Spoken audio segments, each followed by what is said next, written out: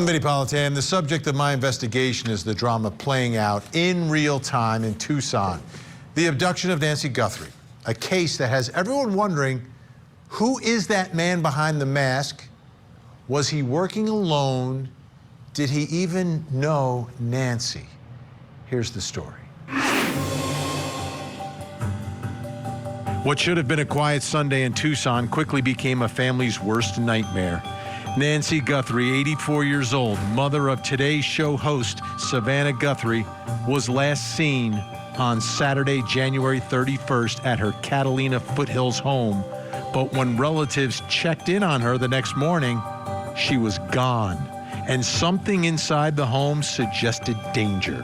What began as a missing person report quickly turned urgent. Authorities declared the residence a crime scene, noting that the evidence strongly suggests Nancy did not leave on her own.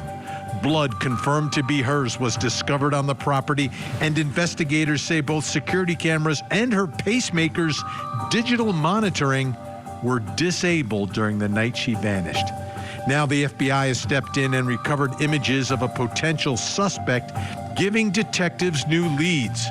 With every passing hour, the search intensifies, and the nation watches anxiously for any sign of Nancy Guthrie's whereabouts.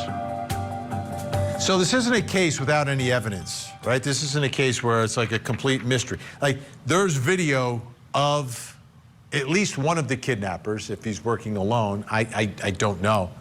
But there's video of him on the stoop of Nancy's home, so we can see what he's doing. There's other aspects here. We've learned some information here, especially about the man behind the mask. Let's bring in Court TV field reporter Cody Thomas. Cody, I want to talk about the man behind the mask. I mean, we've got video of the guy. What do we know about his behavior? Like, what have we been able to glean from the facts that have come out about this behavior? Well, speaking of facts, first we know that the sheriff outlined a timeline of events that blocks out this 41-minute window where a potential suspect could have been on Nancy's property, presumably abducting her. Take a listen to the sheriff. This is a timeline that we have been able to develop with some of the things that we've had processed. Various pieces of electronics that we've gathered. Sunday morning, early morning at 1:47 a.m., the doorbell camera disconnects. At 2:12 a.m., software detects a person on a camera, but there's no video available. They had no subscription, and therefore it would rewrite itself, it just kind of loops, right, and covers up. That's what our analysis teams have told us. We're not done with that. We'll do all we can, but that's what it says. So that detects a person on camera.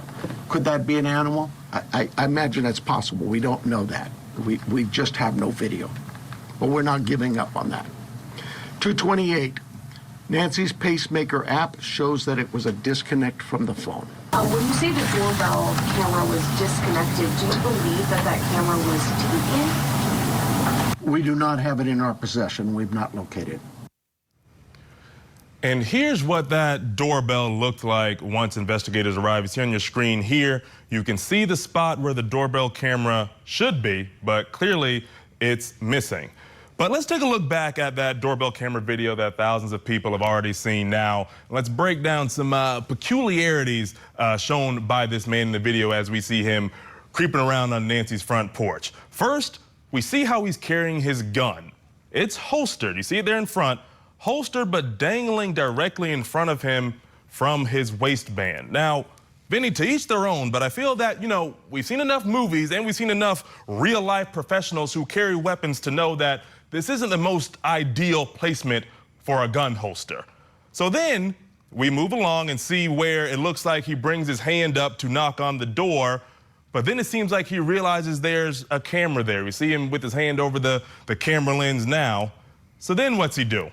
He turns around, and then he goes and grabs a plant. We see him now, he's walking back out under the archway. He reaches down to grab some shrubbery out in front of Nancy Guthrie's house, and he comes back to attempt to cover the camera with this plant, of all things, to try to cover a camera lens.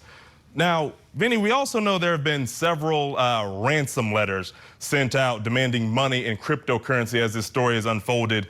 Now, we don't know if the person in that video is related in any way to these ransom letters, if that's the person that has sent these ransom letters out, if they're connected at all. But we do know that Harvey Levin at TMZ has received a bunch of them. And here's what he had to say on Fox News' Hannity about the ransom letters. Take a listen. Tuesday, when we received what looked like a ransom letter.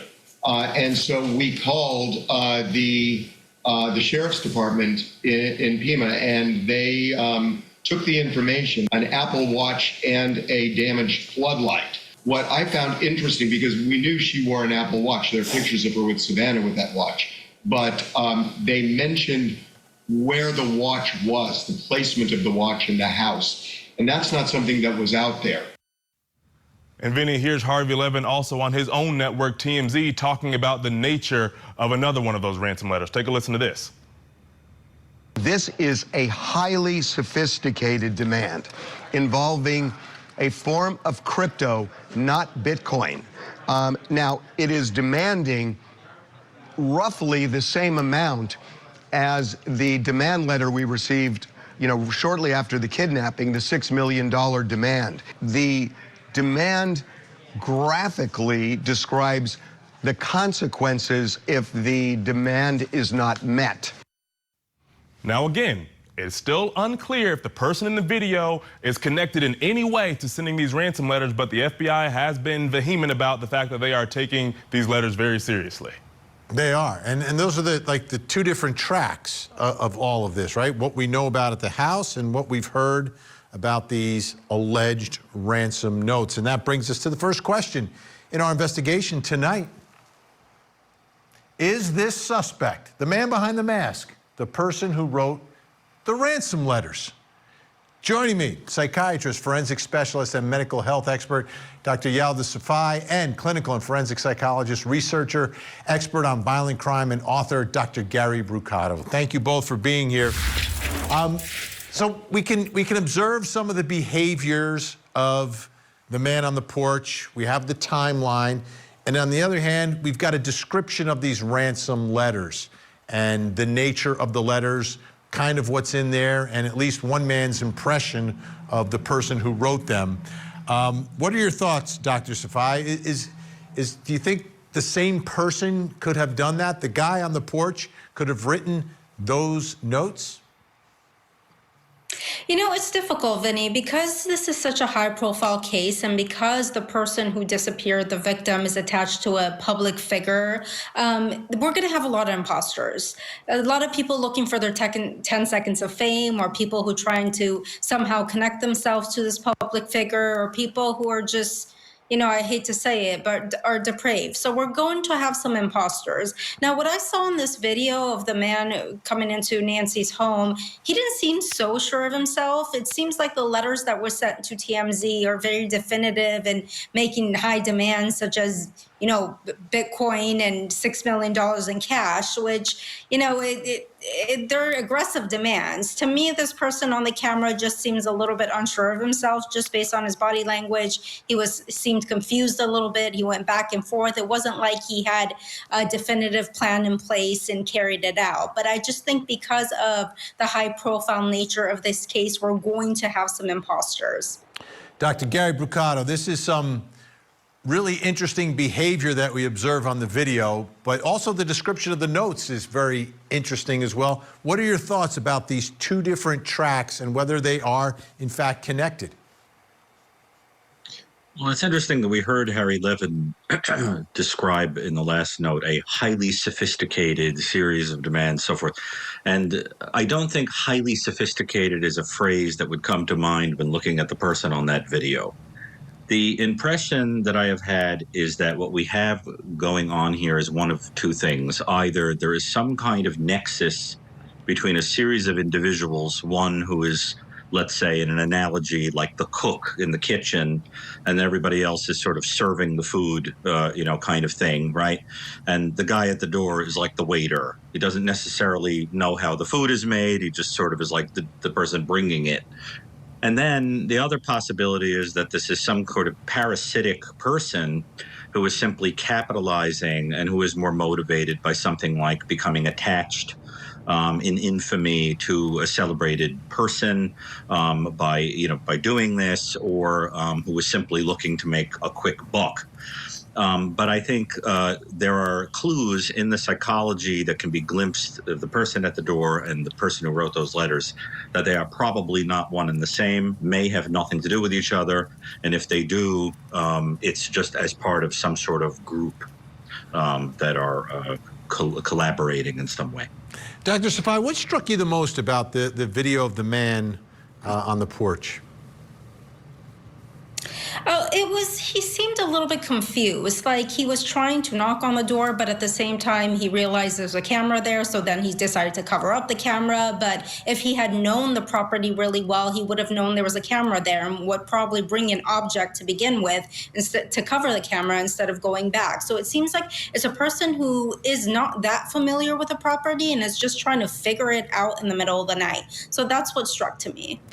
Dr. Gary Bucata, do you think the man on the porch is there at the beginning of what happened to Nancy inside her home, or do you think this is closer to the end, meaning that something already happened to her inside? Either he or someone else could have been inside already, and they're planning more or less an exit, trying to get rid of a camera for an exit out the front door versus trying to make entry into the home. It's a very interesting and complicated question. First of all, that's why I asked you, Dr. Bucata. I'm not going to ask you easy questions. We can't say for sure that whatever happened, whatever fate befell this poor woman, even happened at that house.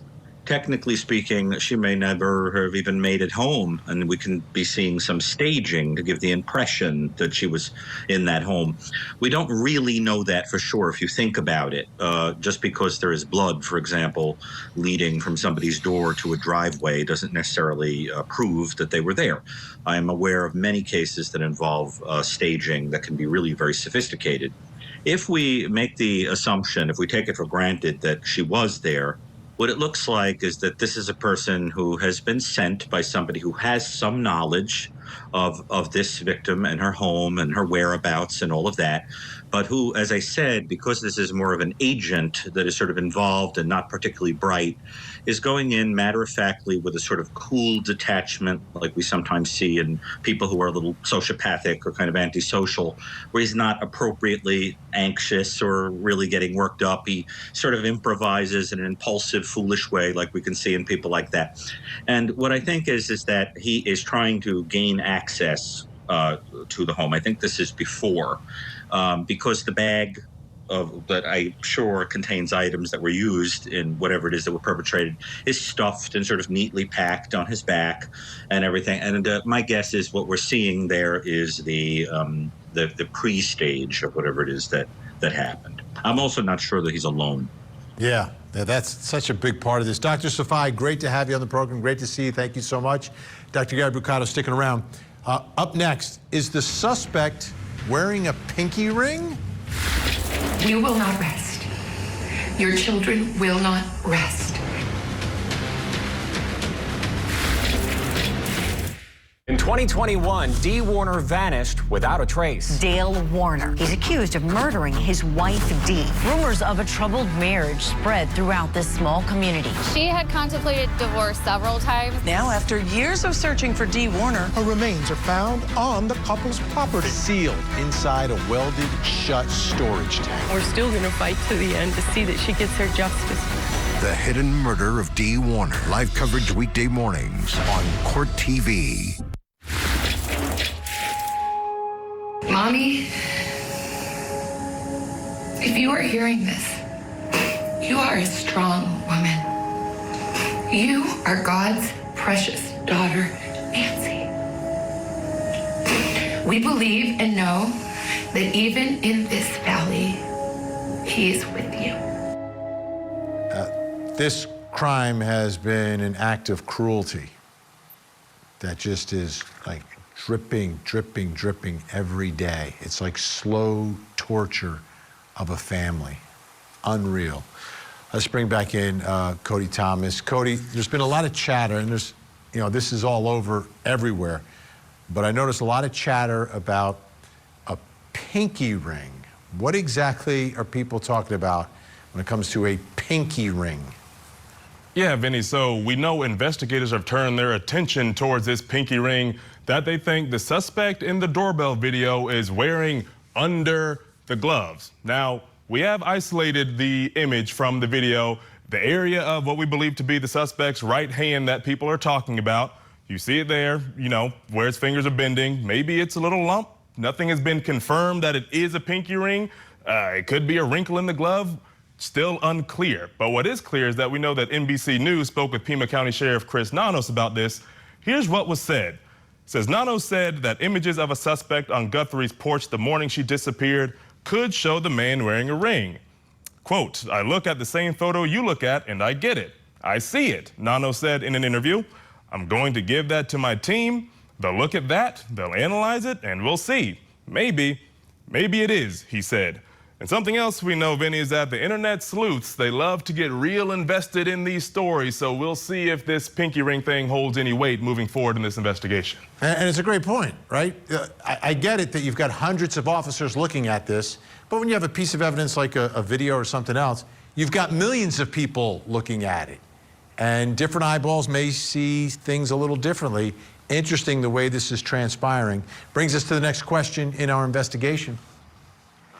Is the suspect wearing a pinky ring? What do we think? And if so, what would be the significance of that? How could that potentially help here? Joining me, private investigator Jason Jensen, and retired police officer after 2 decades, an expert at analyzing crime scenes. I don't know if he wears a pinky ring or not. Dr. Mike McCutcheon is with us as well. First of all, it's interesting that's on the right hand. If you watch mob movies, which I do, right, it's always the right hand that the mobster's got his pinky ring on. But what do you see there, Jason? Do you see the potential that he's wearing a ring? Well, you know, Vinny, when you look at that screenshot, that's an easy conclusion to suspect that there's something under the ring, that it could be a flat surface with an oval face. But in my analysis of it, that's low light infrared. And when I convert it to natural light, it to me looks like a seam. If you notice, the top corner of that follows a linear path down to the knuckle, and it looks like a tear in natural light. So I think it's a tear in the glove. But, you know, it's hard to determine who a suspect is just simply from looking and analyzing of potential rings. We have to stay broader and not be too focused, because if it's not a ring, we're chasing down a rabbit hole. Mike McCutcheon, looking at examining evidence, and when you have a video, every frame you've got to go over, you've got to look at it. What are your thoughts, number one, about the pinky ring, and overall about looking for things that maybe other people don't necessarily see? Because we watch the video, we're looking at the guy, and we see this guy with a mask, and we're like, oh, there he is, the guy with the mask. What are investigators looking for, and what do you see? So I agree with Jason. I wouldn't be putting out information that it's a ring unless you knew for sure, because what happens, and this happened in major cases all the time. In 2013 at the Boston Marathon bombing, the newspaper published pictures of the wrong people, and then they got thousands and thousands of tips from people reporting on the wrong people that were put in the paper. And so the same thing here is, I don't want to exclude somebody who isn't wearing a pinky ring because it's reported that there is a pinky ring. So unless they can confirm for sure, I think the infrared, it does very weird things, like Jason said. So I wouldn't put it out there that it is or it isn't. I wouldn't confirm either way. And when you're looking at a video, investigators would look at this video. They're going to take this frame by frame, and they're going to look at everything. They're going to watch this video hundreds of times, frame by frame, looking at every piece of clothing, where he came from, everything in the background. There's not going to be any square inch of this video that hasn't been analyzed by investigators looking for anything. And I think if they were able to determine for sure that there was something under that glove, at this point where there's so little evidence coming out of this case, they would have told us that that's the case. Jason, what are your thoughts? Are there things in that video that you think maybe people could be focusing on a little bit more? And when I say people, I mean investigators, maybe focusing on a little bit more that aren't super obvious to us? The things that really stood out to me is the fact that there's that Ozark Trail backpack from Walmart. There's only so many Walmarts in the area down here in Arizona. So the shopping receipts is really where I would be looking as an investigator, because it's likely a local purchase, especially in light of the fact that there was Google search results looking for Suzanne Guthrie's pay history right before this particular kidnapping occurred. And Mike, the other thing about the video, and I wonder about this. Yep. I used to work for Turner, and we know that they took old movies and they colorized them. Have you ever seen like this infrared or whatever taken and then transformed so you could see the colors of everything? Or have you not seen that done? You can do that. I don't know the, I'll say the accuracy that it's going to be 100%, but that is something that certainly they would be able to do. Why they haven't done that, I'm not sure why they haven't released that. That is a technology that does exist. It is, again, the accuracy of the colors or whatnot may be a little bit off, but that is a technology that you can do. All right. Dr. Mike McCutcheon, Jason Jensen, both sticking around. Still to come. What's inside that backpack?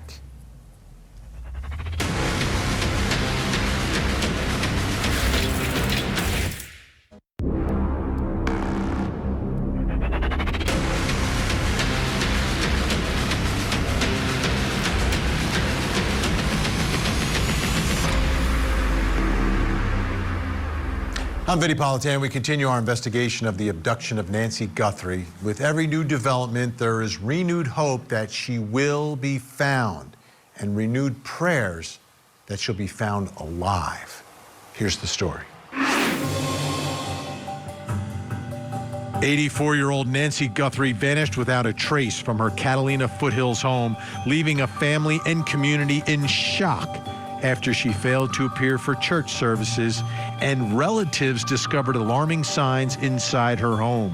What began as a missing person report quickly turned into a full-scale criminal investigation, with authorities saying the evidence points to a chilling abduction rather than a voluntary disappearance. Surveillance footage captured a masked figure on her property in the dead of night, armed and carrying a backpack. Blood confirmed to be Nancy's was found on the scene. Mysterious ransom letters soon appeared, adding to the terror. The FBI has now joined the search alongside local investigators, and the case has captured the nation's attention, intensified by Nancy's connection to her daughter. Today's show host, Savannah Guthrie. Who is the shadowy figure caught on camera? Are the ransom demands genuine? And with thousands of tips pouring in, which crucial clue could finally bring Nancy home? So you look at this case, and there's a lot of unusual things about it, right? You're kidnapping an 84-year-old woman. But was that the plan? What was the plan? What was this home invader, this kidnapper, this abductor, what was he planning for that night? Let's bring back in Court TV field reporter Cody Thomas. So I watch the video, I look at the video, and I see a guy with this backpack, right? To me, if we could figure out more about the backpack, what do we know? What don't we know about this backpack? Well, of course, it's clear that he is wearing one, and we know that police have identified what kind of backpack that they believe it to be. Now, they say it's a black 25-liter Ozark Trail hiker pack backpack. 25 liters, that sounds a decent size to me. But the thing, Vinny, about this Ozark Trail brand specifically is that it is exclusively sold at Walmart. So we're taking a look now at the backpack compared to some images from that doorbell video. We also know investigators are, of course, actively working with Walmart as this case develops, because they also believe the suspect's mask and clothing were bought at Walmart too, and there's speculation circulating online that the mask could also exclusively be sold on Walmart.com specifically as well. But Vinny, if we slow things down even further, we see there on the screen, and take an even closer look at these images, that backpack looks pretty full. I think it's safe to say it's a full backpack on his back there, but the thing is, we don't know what's in it.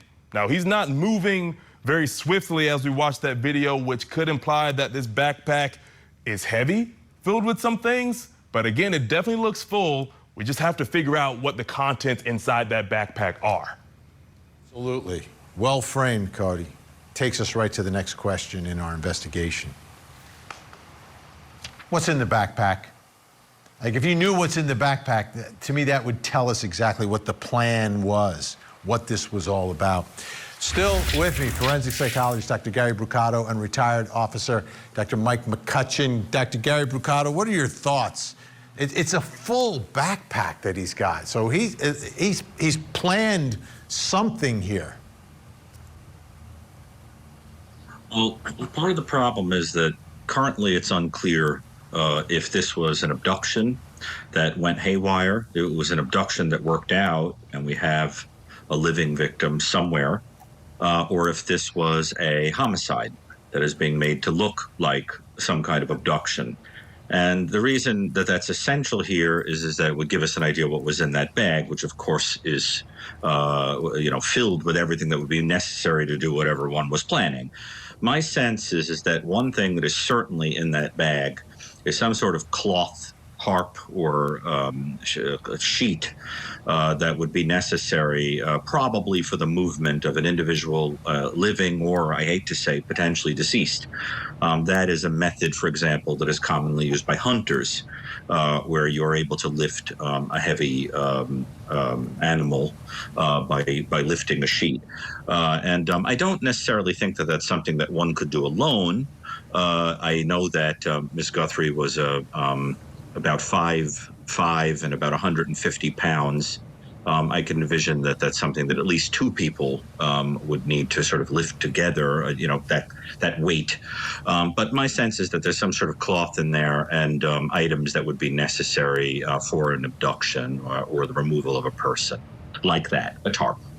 Dr. Mike McCutcheon, what are your thoughts about that jam? I mean, that's filled. That is not like half full. It looks like it's completely full, that backpack. Yeah, it's difficult to speculate what's in it because it could be anything.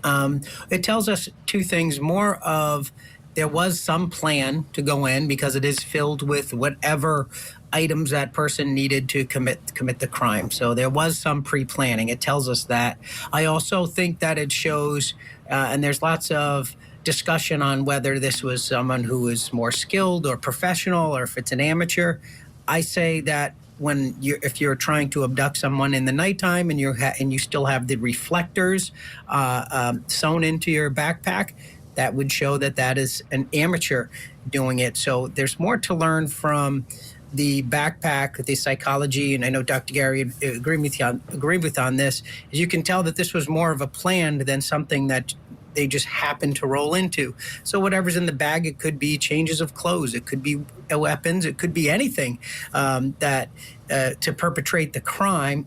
But I think more what I would focus on is that it shows that there's pre-planning, that it shows that some of the amateur stuff with, again, those reflectors to me say they did not, this is the first time they're doing this, they didn't take care for those type of things. Yeah, and just a quick follow-up, Dr. Mike McCutcheon. If he opened that backpack inside,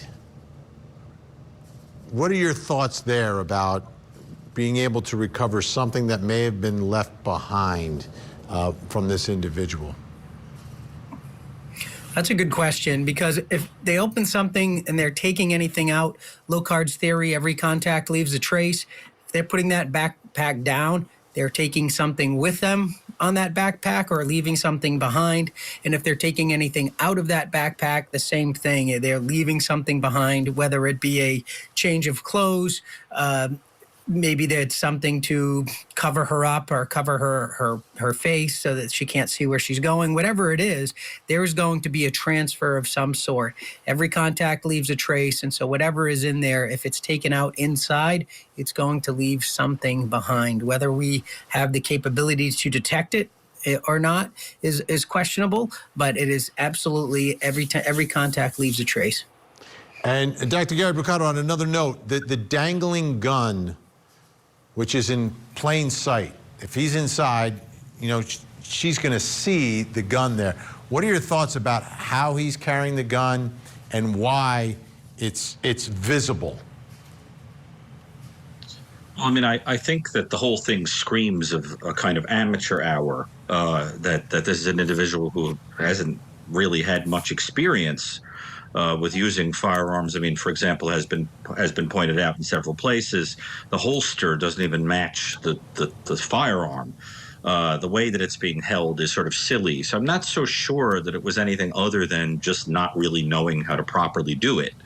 But I imagine that if the idea is that, you know, he had put thought into it, I mean, I'm sure that the point of having it kind of displayed in that conspicuous way is to be kind of terrifying and assert, you know, I'm willing to really hurt you if you're not going to come along with me, that kind of a thing, because it would be terrifying. I imagine that it was dark in there, but if somebody woke up, let's say, and were to see that, I can imagine that it would be extremely frightening, and somebody might be trying to assert a little bit of power or domination by having it so conspicuous, but I really think it's because it was amateur hour that it was just dangling like that. Dr. Mike McCutcheon, do you think he could operate that gun with those gloves on? I can't tell for sure. Those gloves seem pretty thick, and I know from all of the training that I've done in firearms is I would try to wear the thinnest gloves possible so that I was still able to manipulate my weapon. Again, if he is an amateur, he may not know. I know that because I practiced with it over and over. If he's wearing gloves that are too big, that he's not able to get his finger into the trigger guard quickly, that would be something that you would have to practice with and know. So whether or not he can or can't, it's tough to tell just because I don't know the thickness of those gloves. But again, just with that, how it's being carried, I highly doubt that he has trained or practiced wearing those gloves and firing that gun with those gloves to see if it would actually work. Big thanks, Dr. Mike McCutcheon, Dr. Gary Bricado. Great to have your insight and your valuable time. We appreciate it. Up next is the pacemaker, the key to finding Nancy Guthrie. We love you, Mom. We love you, Mom. Stay strong. We love you. This is the story of the Richins. Eric, a father of 3, met an untimely end, and Corey, his widow, wrote a children's book on grief.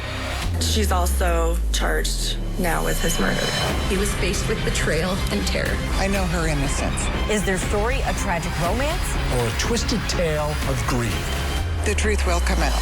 The Grieffather Murder Trial. Live coverage begins Monday morning, 8, 7 Central on Court TV. Potential use copy appeal to be referenced missing person of PTSD at 5820-5020 approximately Escalante.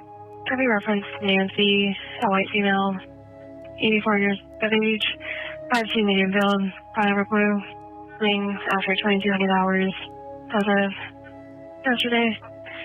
Nancy has high blood pressure, pacemaker, and cardiac issues. And then additional circulation.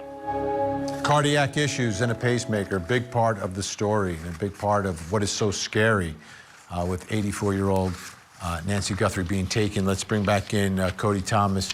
Cody, let's go through it. What do we know about this pacemaker? Well, we know exactly what time it disconnected from Nancy's phone. That was 2:28 in the morning, the day she went missing. Now, we also had a doctor on the program explain what data we may or may not get from her phone. Take a listen to what he had to say. The data that is transmitted from the pacemaker to the app is quite limited. As you can imagine, there are a lot of sensitivities around security, but also battery life. So the manufacturers are very careful about minimizing the amount of data that is transmitted to these apps, mainly because we don't want to overtax and drain battery from these pacemakers. It's not like an Apple Watch where every few seconds or minutes you have a heart rate that's recorded via light sensors in the back of your Apple Watch that then get transmitted to your phone and get stored in your application, in your health application there. This is very different. This is really meant. The daily checks that are done in these communications between the pacemaker and the phone are really meant to alert patients and their clinicians if there's, say, a very dangerous heart rhythm or something malfunctioning with the device. So these emergency alerts can get sort of transmitted. Now, we are getting an idea of how investigators are attempting to locate Nancy's pacemaker. In fact, video from Fox News shows exactly how they're going about it. Helicopters are flying very close to the ground, and according to David Kennedy, the inventor of the pacemaker signal detector, pacemakers give off a low-energy Bluetooth signal. And that signal typically communicates with the mobile device to send out diagnostics, but can also be detected by what is being called a, quote, signal sniffer at certain distances. Now, David Kennedy explained exactly how this technology is being utilized by investigators on CNN's Aaron Burnett Out Front. Take a listen. And so what they're doing here is that they're flying really low to the ground because the distance you have to be able to intercept that transmission, that signal, that packet, is very low. So they're sweeping the areas looking for this transmission. And I was able to confirm that, based on the pacemaker that she has, it will broadcast every about 3 to 4 minutes or so with a very small transmission that if authorities are able to capture that, can triangulate exactly where Nancy is directly off of her pacemaker. And Vinnie, I think it's becoming even more readily apparent that investigators are bringing out every single tactic here in this investigation. So hopefully something turns up soon. Absolutely. Cody Thomas, great work tonight. Thanks so much. Let's get to that final question in our investigation this hour. Is the pacemaker the key to finding Nancy Guthrie? Still with me, private investigator Jason Jensen, and joining me, forensic lawyer and scientist Rory Safer. Rory, what are your thoughts about this? Is this the key? Could this be the piece of technology that helps find Nancy Guthrie? Well, I think this pacemaker is, what you could call the most objective witness so far that we've seen. So it does a few things, and you've heard from some of the other folks about how it works. But so we've got this time of 2:28 on February 1st, and so what that does from an investigative standpoint is it allows them to kind of anchor everything around a specific time. So they can anchor any kind of surveillance footage, phone records, digital activity around that specific moment. And so it's kind of the first, it's probably the best way that they might be able to find her. Yeah. Jason, what are your thoughts about the role that the pacemaker is playing? Rory makes some great points here about establishing a timeline, which is so important in all of this. You got the sniffer out there trying to track it down. What are your thoughts? Well, it's quite interesting how they're going about looking for this pacemaker, and it often follows the technology, given the fact that this pacemaker will emit a signal. I do TSCM all the time, where we're looking for bugs and other devices in people's homes. So it follows along the same principles. They're looking for a signal coming from the device. Given the fact that it's periodic like that every 3 or 4 minutes, it's not as reliable as a constant emission of a transmitter. But I would think that if she's kept alive somewhere and she still has that pacemaker active in her, it's going to be trying to log into any Bluetooth device. It wouldn't be a bad idea for everyone in Tucson to open up their Bluetooth signal to see if they pick up a foreign object and be mindful of it. Rory, what are your thoughts here? Like, they're getting thousands of tips. And what if there are specific tips about specific places or homes? Do you think they might do a flyover to try to see if they could pick something up that might lead to maybe a more specific probable cause? Yeah, I mean, so what we see now is as this kind of investigation expands is, we've got the DNA evidence as well as this pacemaker evidence, and so they can kind of combine that with what the timelines and so forth that they already have, and so we're moving from kind of broad evidence to more forensic reconstruction. So I think with the helicopter and with the technology that they have to expand what they're able to get from the pacemaker, it could lead to something. Jason Jensen, what does your gut tell you about how close or far away she might be, right? Because with the pacemaker search, it's going to be relatively close.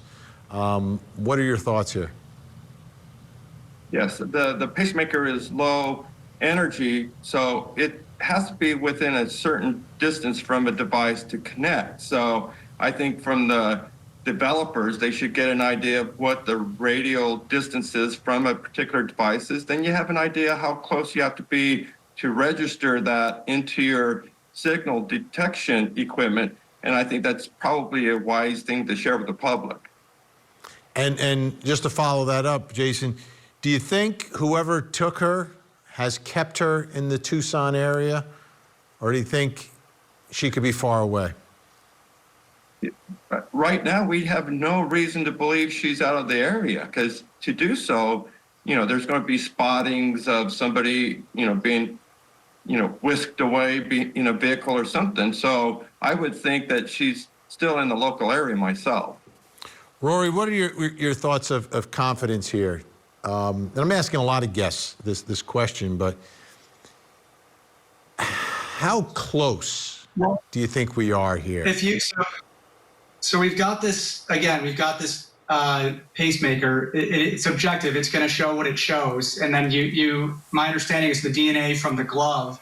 It didn't show anything in the national crime database, but that doesn't necessarily mean that's not necessarily a bad thing. It just means that, whoever's DNA it was isn't in, hasn't committed a crime, or for whatever reason they're not in the national crime database. But my understanding is that they're now comparing that to databases like 23andMe or more to see if they can find anything. So if they are able to get something with either one of these two, I think pretty significant pathways, whether you've got the pacemaker or DNA, there might be something there. But you're right, it's hard to say. It is a bit of guesswork. It is frustrating, and for that poor family. Jason Jensen, Rory Safer, great to have you both with us. Thanks so much. All right, we're getting closer to 3 weeks in this investigation, and it's becoming more and more difficult to imagine Nancy surviving this ordeal. But we know two things. Savannah and the family still have hope, and Nancy is one tough cookie, and that gives me hope.